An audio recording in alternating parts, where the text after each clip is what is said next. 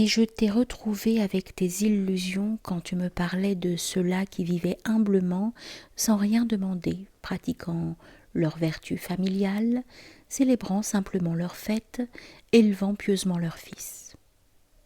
Certes, t'ai-je répondu, mais dis-moi, quelles sont leurs vertus?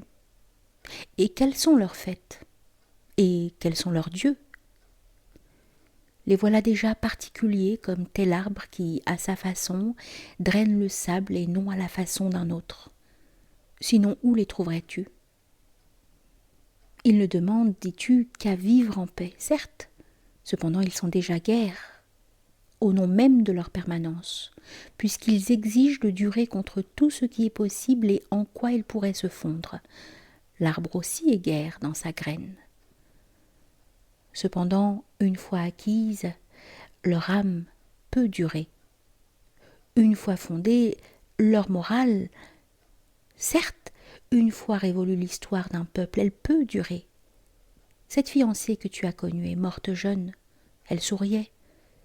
Celle-là ne saurait plus vieillir, belle et souriante pour l'éternité.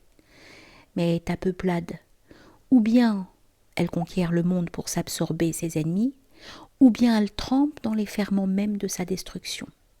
Elle est mortelle d'être vivante.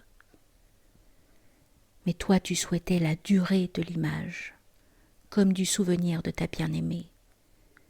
Mais tu reviens contredire, si la forme qui la régit est maintenant devenue et tradition et religion et rite accepté, elle durera de transporter son code à travers les générations.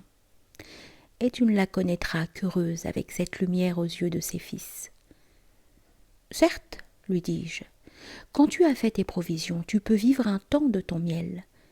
Qui a fait l'ascension de la montagne peut un temps vivre du paysage qui est ascension vaincue. Il se souvient des pierres escaladées, mais meurt bientôt le souvenir. Alors le paysage lui-même se vide.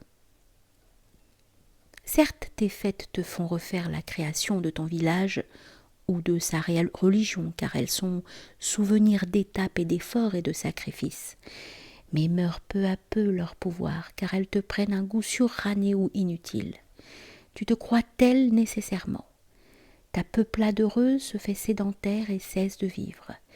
Si tu crois en le paysage, tu demeures là et bientôt t'ennuies et cesses d'être. L'essence de ta religion, c'était l'acte de l'acquérir.